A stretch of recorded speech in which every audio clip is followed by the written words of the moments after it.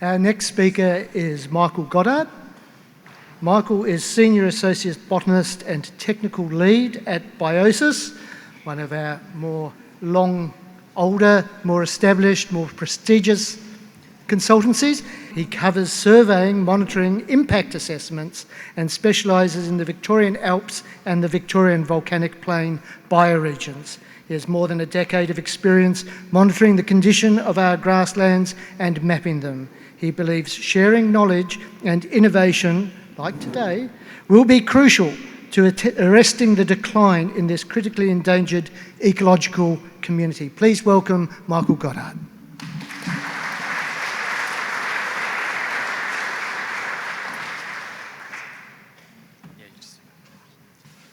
Thanks for that introduction, Adrian.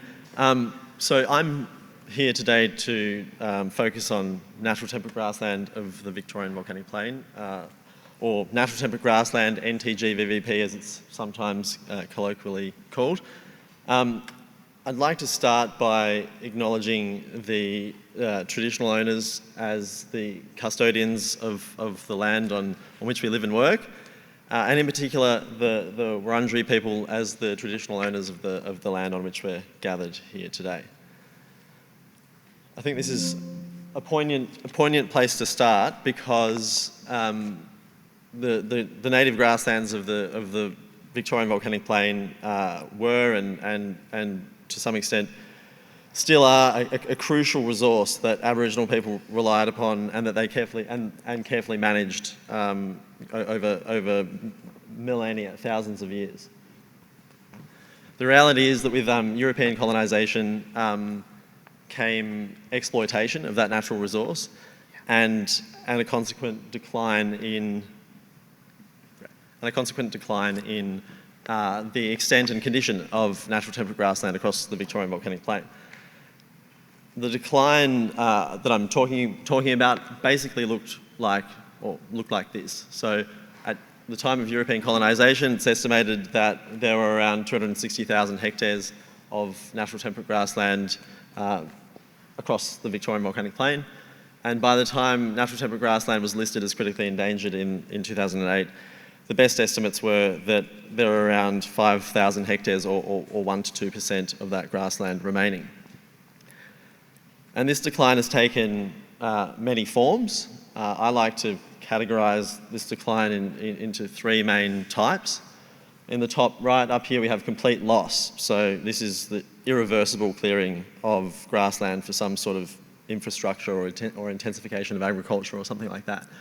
In the bottom right and extending up through the middle, we have what I call functional loss. So this is degradation of native grassland to the point where the invasion of environmental weeds is so severe that it's no longer a native grassland, it's an introduced grassland. And the third and final one over here on the left is loss of condition, where we still have native grassland, but it's declined in its diversity, composition and extent to the point where it's no longer meeting the criteria to be recognised as natural temperate grassland of the Victorian Volcanic Plain. So today I'll be focusing on the last two here, the functional loss and loss of condition. So if we return briefly to this graph, I should note that this decline is unlikely to have been linear over time. Over the last 200 years, there are certain events that are likely to have accelerated the decline of natural temperate grassland, at least temporarily. These include things like the introduction of sheep in the 1830s, the introduction of rabbits in the 1850s, and the industrialisation of agriculture after World War II. And there are no doubt there are other events that aren't shown on this graph right here, and this is just one representation of what this decline could have looked like over the last 200 years. The fact of the matter is, according to best estimates at the time, we were left with roughly 5,000 hectares of natural temperate grassland on the Victorian Volcanic Plain in 2008. What's less clear is what's happened since 2008. So we don't really know what's happened at a bioregional scale to natural temperate grassland. Has it increased, declined, or stayed roughly the same? You'd hope that with the listing of this community as critically endangered, there'd be some sort of stronger commitment of resources into the conservation, restoration and recovery of the community. As far as I know, there is no regular or concerted effort to audit where we currently stand in terms of the remaining natural temperate grassland that we have. But fortunately, there are some natural temperate grassland sites that we've visited and revisited, remapped over the last 10 to 15 years, and these sites are potentially a useful proxy for what might be happening across the broader bioregion.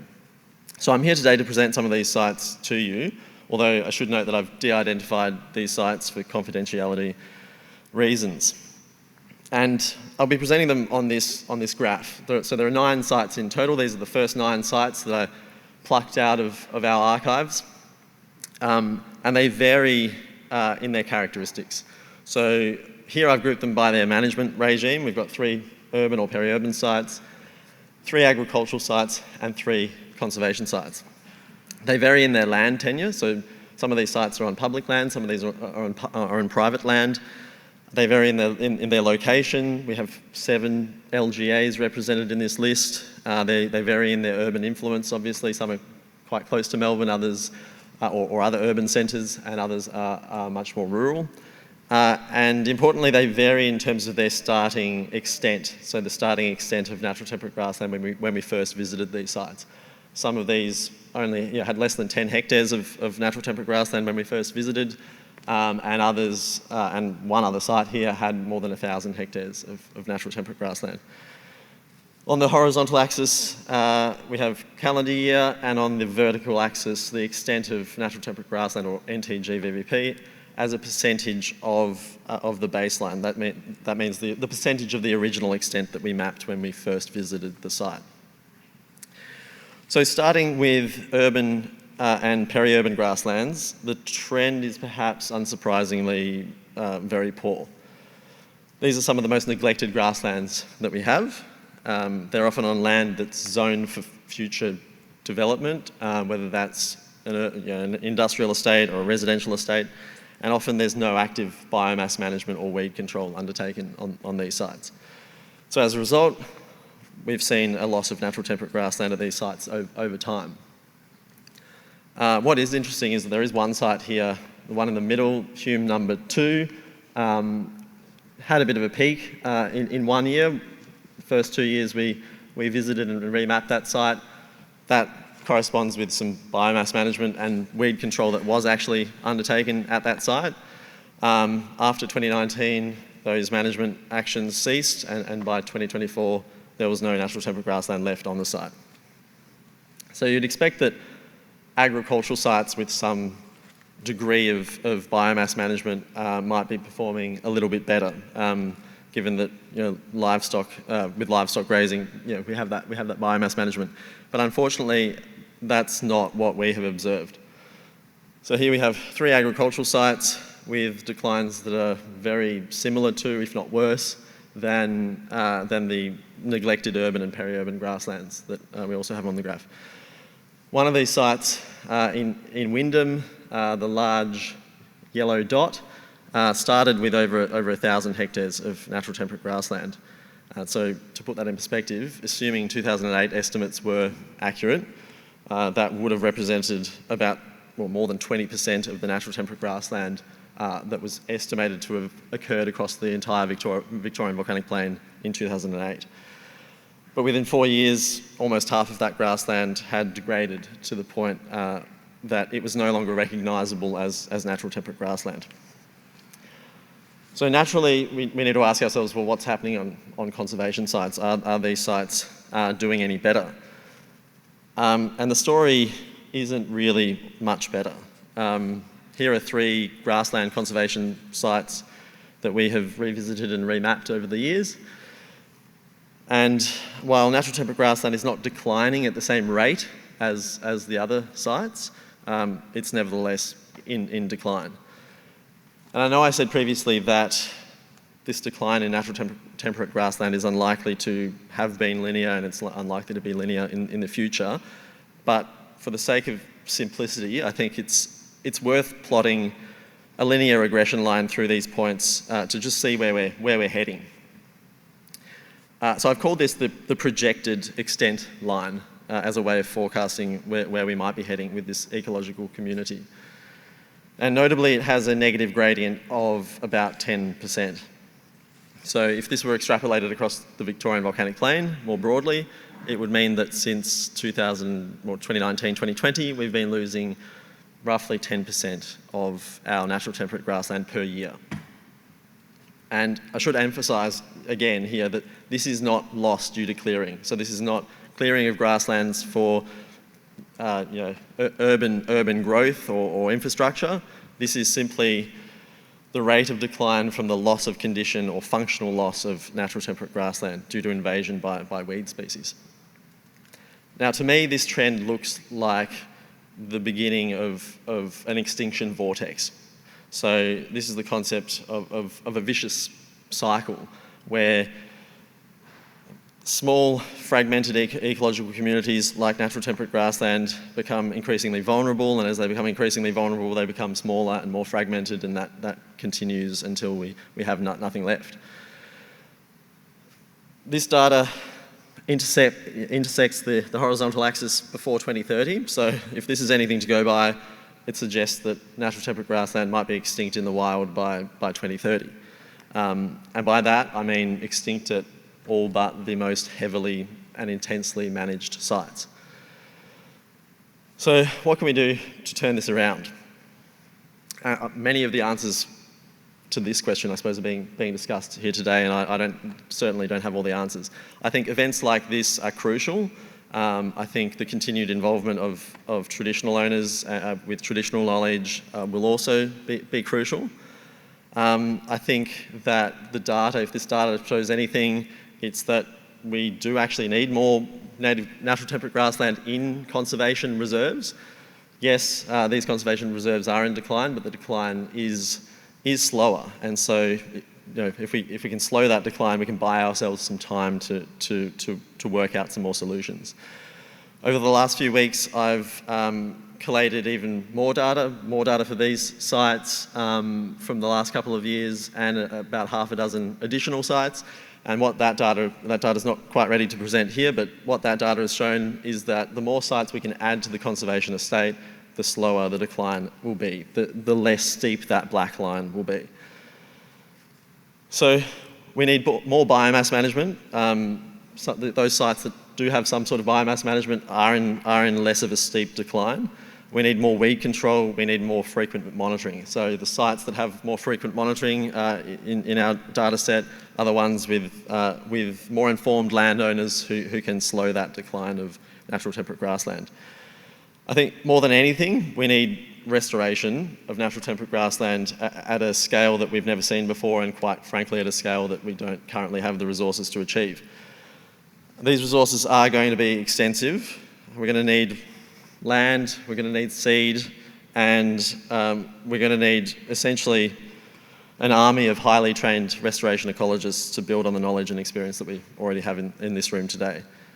And I use that term army quite deliberately, and with all due respect, if this were treated as a war, I feel like that we would see some sort of turnaround. What do we do during war? We innovate, and I think we need to be innovating quite quickly. We need to be adopting and adapting new and existing agricultural technologies to restoration and management of grasslands. So this includes drones used to map weed infestations and to some limited extent used to treat weed infestations. Robotics, so robots on farmland, roaming the volcanic plains, to assist with biomass management, weed control, the reseeding effort that we're going to need to restore grasslands. And it might sound dystopian, but I genuinely think we're going to need these kinds of machines, machine learning, image recognition, and these robots roaming the volcanic plains to try and achieve the restoration at the scale that's going to be required. So you might ask yourself, well, how is this all going to be funded? Who's going to pay for all of this? And I don't have all the answers to that either. I think it's going to take investment from the public sector and the private sector. And I also think this is actually where my presentation, I suppose, comes full circle.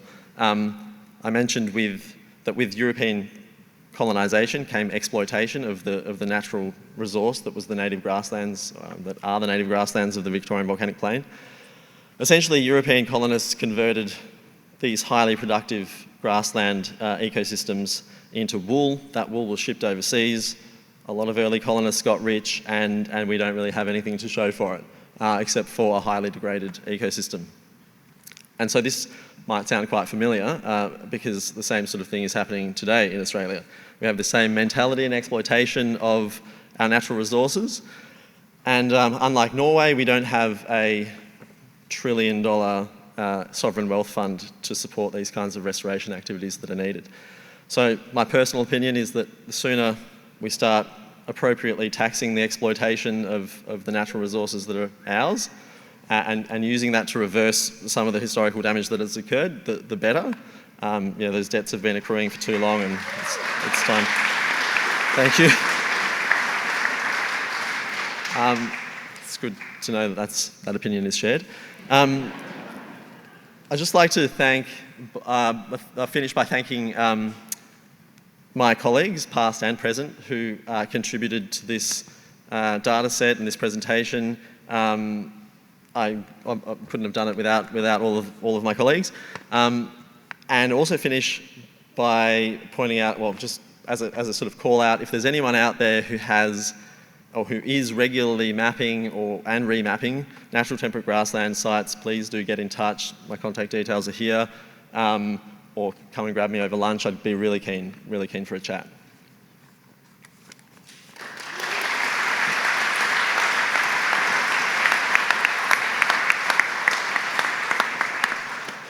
Thank you.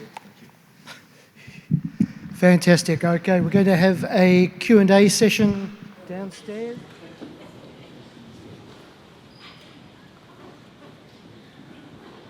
Like we've got some momentum here, and it's just great to see so much grassy action and grassy love in one place.